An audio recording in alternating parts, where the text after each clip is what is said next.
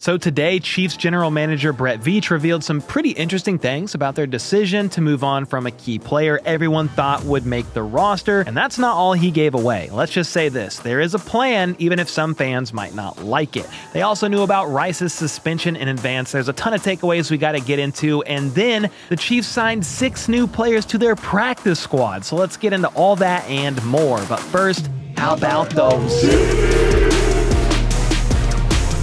All right, so Chiefs general manager Brett Veach spoke to the media today about a handful of things in an interview that was closed off to the local credentialed beat reporters, and Pete Sweeney of the KC Star, along with Matt Derrick of Chiefs Digest, did a great job talking about 2 key subjects in their reporting. The first was their decision to keep 8 wide receivers on the initial 53, and then what the heck is going on with Mike Pennel not making the Chiefs 53-man roster. Let's talk about Rashee Rice first. Veach said that they were informed a few days prior to cutdowns that there was better than a 50% shot Rice's situation would get resolved before the season, which really meant there was a pretty high chance the suspension would be starting week 1. Well, that's why they went ahead and kept 8 receivers. They were able to do this by releasing some veterans, with the primary guy being tight end Robert Tonyan, who's currently on the practice squad. The belief is, per multiple reporters now, is that once Rice officially gets placed on the reserve suspended list, Tonyan will get signed to the Chiefs' 53-man roster. Well, spoiler alert, I'll talk more about this later, but Tonyan is now officially on the 53-man roster, which means the Chiefs will roll with 7 wide receivers, 4 tight ends, and for now, 4 running backs as well. More on them here in a bit, but let's focus on Tonyan. He would potentially be a solid option to have out there at times, even when Kelsey isn't. This would provide him some relief now and again at the age of 35, soon to be 36. The guy is healthy, though, talking about Tonyan, and that's been the knock on him the last couple of seasons. He's looked great out there, having one of the most standout preseason performances of basically anybody on the roster.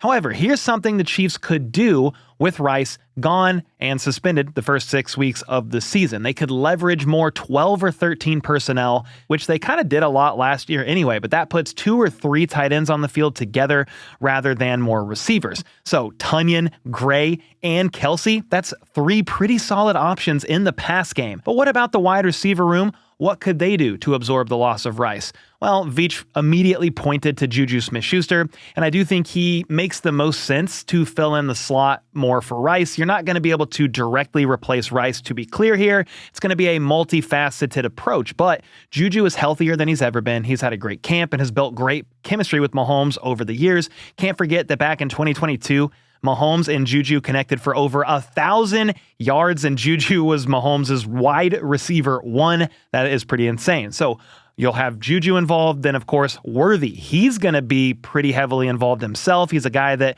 has shown he's much more than just a speed guy. He can be used behind the line of scrimmage, short routes, intermediate, deep down the field. He can kind of do it all. So the plan for Worthy would be to be out there as much as humanly possible, as he's going to be one of Mahomes' top targets. I also think the plan for the coaching staff, at least the preferred plan, would have been to have Jalen Royals involved a bit more with Rice gone, because they have pretty similar skill sets, and it might be a bit of a reason why they drafted him. However, he's been dealing with knee tendonitis and not practicing. Nate Taylor of ESPN does think he'll be good to go week 1 in Brazil, but the question is, how much will a rookie in Andy Reid's offense that has been battling injury even get used? The next question I have is, how will the team use Hollywood Brown if he does play week 1, given the fact he's been injured since early on in training camp? I think he's going to be one to watch because that foot is almost ready to go. He could have potentially played in that 3rd preseason game. So if he is going to be out there and available, they may use him more out there than we even think. Next up, let me get back to the running back room. In Veach's interview, he shared that while they have 4 running backs on the roster, the plan is to dress out 3 of them on game day. So as of right now, that's Pacheco, Kareem Hunt, and either Elijah Mitchell or Brashard Smith. Your guess is as good as mine as to which one that actually is, but right now I think Elijah Mitchell will be the guy who does not dress out. I think it was Nate Taylor of ESPN who spoke with Carrington Harrison on The Drive yesterday about Mitchell still not being where the team was hoping he would be, but they don't want to release him right now, especially considering how valuable he could be if injuries hit the room. This reminds me a bit of the Ronald Jones situation back in 2022. He was on the roster, but inactive for most of the season or barely used when active, and he actually wanted out. He posted on social media wanting the team to release him, but they did not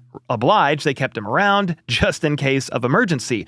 Well, Mitchell could be a guy they keep around just like that, which, given the age of Kareem Hunt and Pacheco now having had, I think, 3 surgeries in his NFL career, it's not a bad idea as a use in case of emergency type of guy. Now, I'm not saying Elijah Mitchell will stay on the roster or anything like that all season long, and I'm also not saying they won't use him. It's just how I feel like things are trending at this point in time.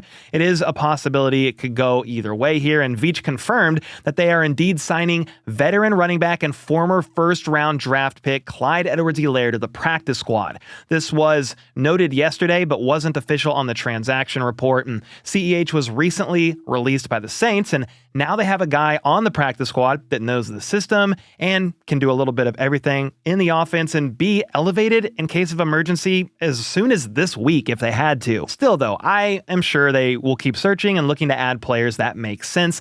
They are always looking to get better, and it was reported before cutdowns that the Chiefs were calling around and asking about running backs, so you never know what could happen there. Now, from there, Brett Veach addressed the defensive line, specifically the Mike Pennel situation, and why a guy that most people had making the 53-man roster as a starter doesn't seem like he's coming back. Well, Veach said that they are continually trying to get deeper at the position, younger, and more athletic. Once they traded for Derrick from the Jets, it seemed like they felt more comfortable moving on from Pennel. Noddy is 5 years younger after all, has played basically every game of his career, so very durable. And Veach did look at them as similar level players, saying, quote, "But I do think you take in consideration just the length of the season. If you had to do a slight edge, comparing Noddy to Pennel, it was just, 4 or 5 years younger and a guy that's played a lot of reps. But look, I mean, we're still active at that position." And we'll talk about who they added to that position here in a second, but Veach went on to say in this interview with the credentialed media members that they did try to make a trade prior to trading for Derrick. Their offer was beat out by another team, though. That team that beat them out was the New York Jets, the team that they actually traded Noddy for, which was interesting, but they traded for Jowon Briggs from the Cleveland Browns, and the Chiefs tried to trade for him as well. Well, obviously New York ended up getting him, but KC was intrigued because he was only 23 and honestly much more athletic than both Noddy or Pennel. Well, it matters not, because that's the issue you run into when you draft in the back of all these rounds when you're a very successful team like the Kansas City Chiefs. Of course, the Browns would prefer a 6th-round pick from the Jets over the Chiefs because that's going to be the difference of like 30 picks. Anyway, after they couldn't get Briggs, they of course reached out to the Jets and traded for Derrick. Remember, it's a conditional 6th and 7th round pick swap, so depending on how many snaps Noddy ends up playing, KC might not have to swap picks at all.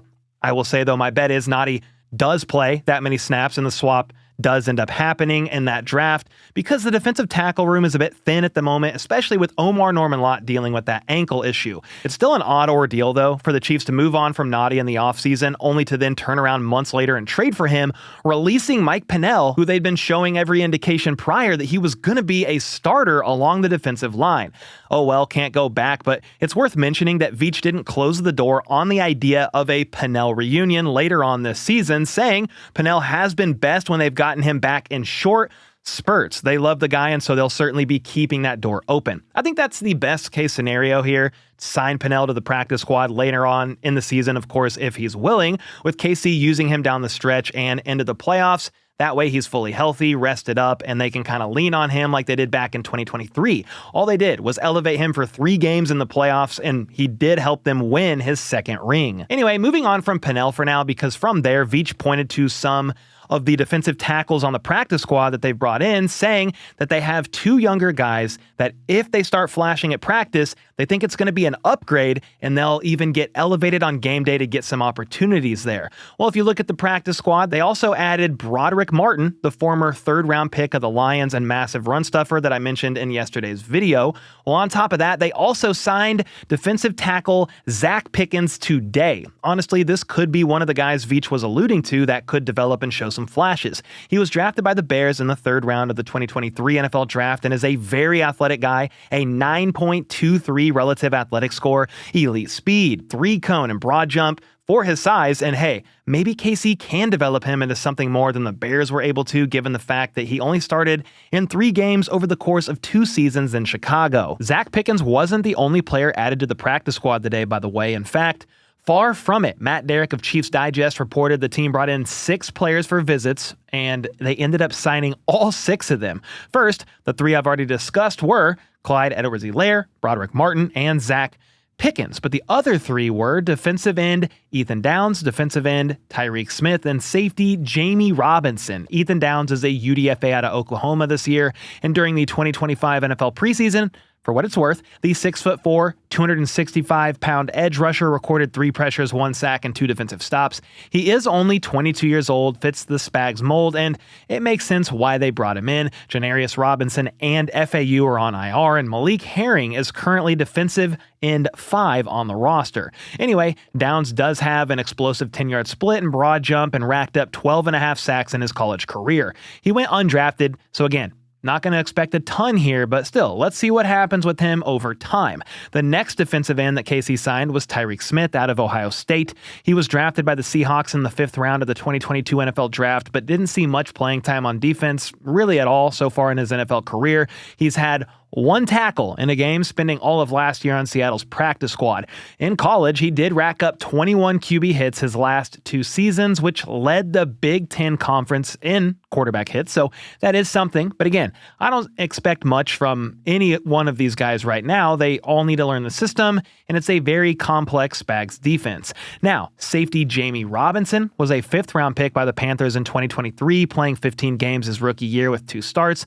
That's where he saw most of his action, but after not seeing much at all in 2024, he was waived by Carolina and claimed by the Cardinals during the season. He didn't make their 53-man roster this go-around either, and instead now finds himself in Kansas City. Both Jamie and Tyreek don't have eye-popping relative athletic scores, but they have certain standouts to their play, and an RAS isn't everything. For example, Noel Williams, look at his RAS score. What pops? That's it. Some of you might think that, but if you actually watch his game, how hard he tackles, his durability, his ability to be a ball hawk, the super quick backpedal, you can see why this is only one aspect of how to look at players, their athletic profile that's purely a testing standpoint and doesn't always translate onto the football field. Enough of that soapbox though, because with the Chiefs adding 6 players to the practice squad today, they obviously didn't have room for all of them. So to make room, they terminated the practice squad contracts of wide receiver Hal Presley and defensive tackle Coziah Izzard.